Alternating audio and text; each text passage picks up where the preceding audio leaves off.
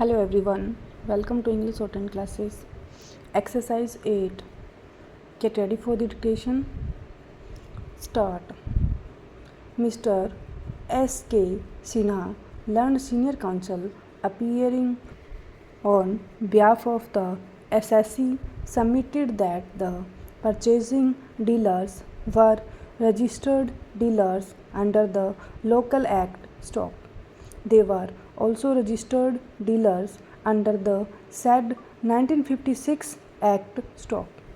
According to Land Council, the dealers had purchased the goods locally from the SSC in Delhi on the strength of their registration certificates by issuing prescribed declarations under the local act, and therefore the said purchases were local purchases in the hands of said dealers. Stop.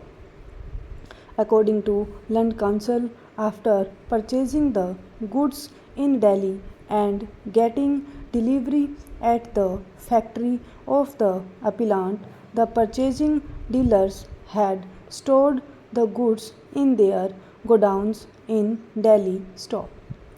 According to Land Council, the purchasing dealers were selling the goods purchased from the appellant either by making local sales in Delhi or by making interstate sales to their own buyers outside Delhi or by making branch transfers to their own branches outside Delhi. Stop.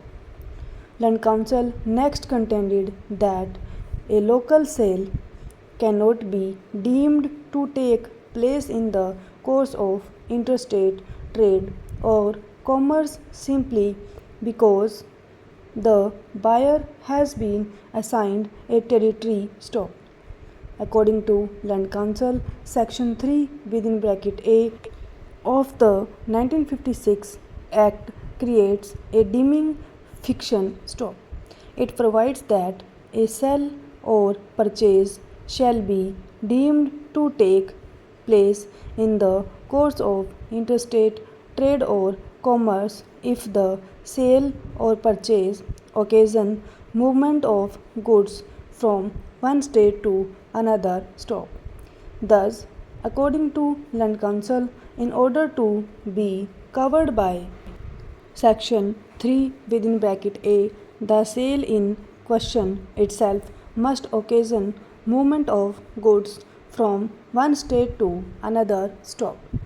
According to Land Council, Section 3 within bracket A is not attracted merely because the purchasing dealer has been assigned a territory outside the local area. Stop. According to Land Council, assignment of territory is different from a sale occasioning movement of goods. Stop. Mere assignment of territory by itself, according to Land Council, does not mean that the sale by the SSC to the dealer occasioned the movement of goods to the assigned territories. Stop. According to Land Council, the goods in question were sold locally in Delhi by the appellant and the appellant was not concerned with subsequent sale. Stop.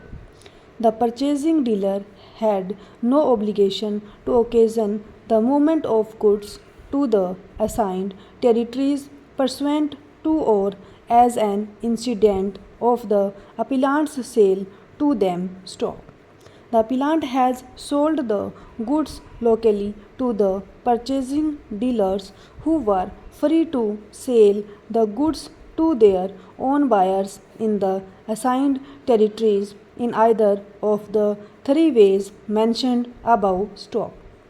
There was no bar or restriction on the purchasing dealers on selling the goods in any of the three modes mentioned above. Stop. Land Council further submitted that under clause 3 of the said agreement it was made clear that in the event of the purchasing dealers desiring the SSE to transport the goods to their assigned territories outside Delhi, they would pay the freight charges and also be liable to for central sales tax. Stop.